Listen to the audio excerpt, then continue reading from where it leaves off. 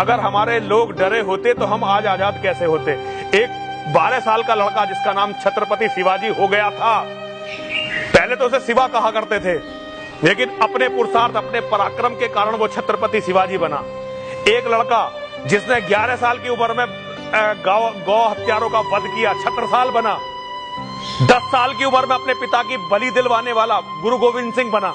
हिंदुस्तान में हमें तय करना पड़ेगा कि धर्म क्या है और अधर्म क्या है। हल बताइए। यदि हम हल है, इसका हल है श्रीमद् भगवत गीता। इस देश में संतों ने यह कहा, जाई विधि राखे राम, ताही विधि रही है, सीताराम सीताराम सीताराम कहिए। ये राम की शिक्षा नहीं है। राम की शिक्षा है कि हमें अपने पुरुषार्थ अपने पराक्रम पे जीना है।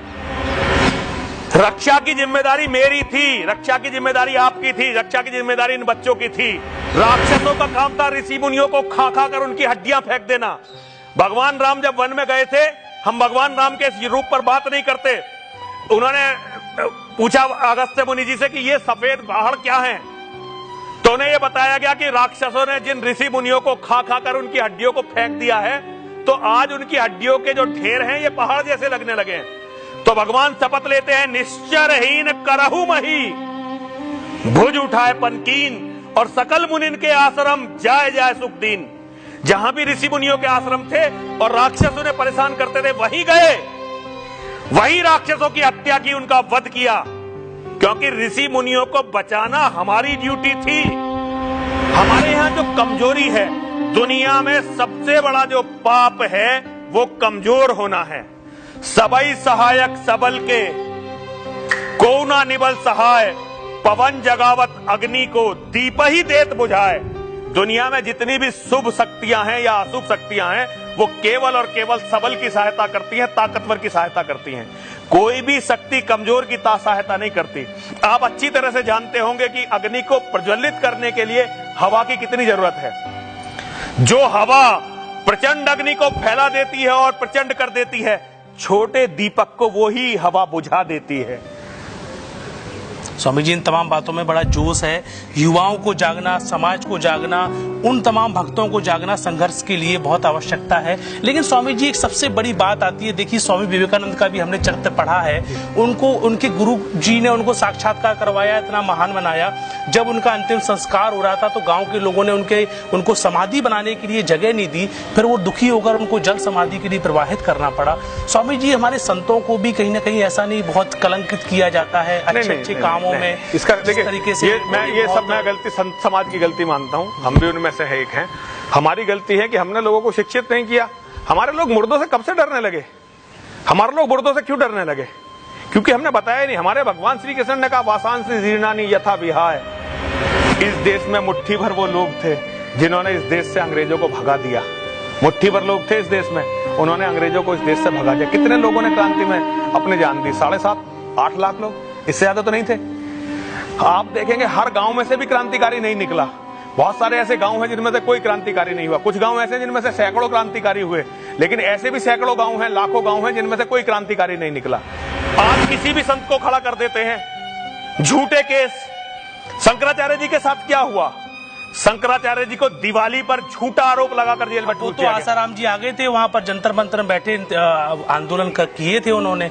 लेकिन अब इस तरीके से समाज को भी तो देखना चाहिए। समाज नहीं, देखिए समाज, देखिए शिष्य अगर नालायक हो, समाज को तैयार नहीं किया गया लड़ने। और सुनिए, जो अपने परिवार का, अपने साथियों का, अपने गुरुजनों का मान नहीं रख सकता, वो ना राम का मानने वाला हो सकता है, ना कृष्ण का मानने वाला हो सकता है, ना ही परशुराम का मानने वाला हो सकता है, और ना ही बजरंगबली हनुमान का मानने वाला हो सकता है। स्वामी जी, अब इतना तेज तेज बोलते हैं, इतना तेज दहाड़ते हैं, आपको डर नहीं लगता है? डर क्यों? डर क्यों? मैंने अपना अंतिम संस्कार कर दिया, अपना पिंडदान कर दिया, अपना सब कुछ छोड़ दिया। अगर पिंडदान करने वालों को, अपने आप को मृत मानकर संन्यास लेने वालों को डर लगता है, तो सनातन कैसे बचेगा? नहीं स्वामी जी, आपको अगर ऐसा कर दिया? कोई बात नहीं, करेंगे, हमें करेंगे, हमें मारेंगे, हमारी हत्या होगी एक दिन जरूर। अगर हमारी हत्या नहीं हुई तो जीवन की अपूर्णता है। लक्ष्मण जी जो करते थे, हाँ, तो लक्ष्मण जी को कत्ल किया गया। तो धर्म के रास्ते पर यदि बलिदान सन्यासी नहीं देगा तो बलिदान देगा कौन? बस समाज देखता रहेगा। समाज नहीं, समाज जागेगा बलिदान से।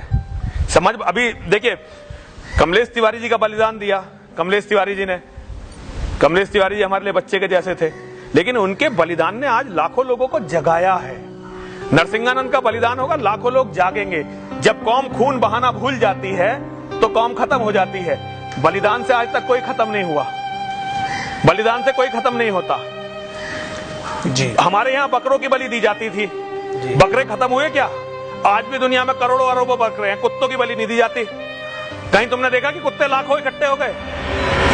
युवाओं को स्वामी जी आपकी बहुत बुलंद आवाज की आवश्यकता है, लेकिन स्वामी जी एक सबसे अहम सवाल हम देख रहे थे हैं कि जिस तरीके से हमारे युवाओं को ही टारगेट किया जा रहा है इन पाश्चात्य संस्कृतियों के माध्यम से, ड्रग्स, अफीम, शराब, सिगरेट, अश्लीलता, पोर्नोग्राफी, इन तमाम बातों के बीच में युवाओं का दिमाग जो दिनों दिन कमजोर होता जा रहा है, इससे इन्हें कौन बचाएगा? इससे मुसलमानों को किसने बचाया? मुसलमानों को किसने बचाया इससे, ये बताइए। मुसलमानों को उनके गुरु, उनके मदरसों ने बचाया, उनके मौलवियों ने बचाया, उनके धर्म गुरुओं ने, उनकी तबलीगी जमात ने बचाया। तबलीगी जमात समझते हैं आप? तबलीगी जमात एक बहुत बड़ा सिस्टम है जो हमारे यहाँ निजामुद्दीन से चलता, पूरी दुनिया में फैला हुआ है। उस तबलीगी जमात ने इस्लाम को बहुत मजबूत किया। उनके धर्म प्रचारक गली गली में घूमते हैं, लोगों को इस्लाम की तरफ पकड़ कर लाते हैं, लोगों को नशे से दूर करते हैं। हमारे यहाँ क्या अभियान चलते हैं? हमारे यहाँ अभियान इस तरह के चलते हैं क्या? हमारे यहाँ सब लोगों का तो एक अलग पंथ है।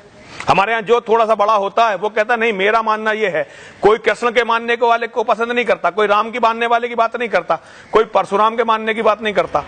पुरुषार्थ में श्रद्धा नहीं, पराक्रम में श्रद्धा नहीं, पौरुष में श्रद्धा नहीं, तप में श्रद्धा नहीं, ज्ञान में श्रद्धा नहीं। श्रद्धा किसमें है? अश्लीलता में श्रद्धा है, उसे कहते हैं हमारा धर्म है। हमारे यहाँ किसने, क्या किसी मुसलमान ने ये गाना बनाया?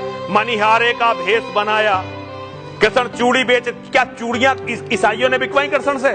किसने बिकवाई? हमने बिकवाई चूड़ियां।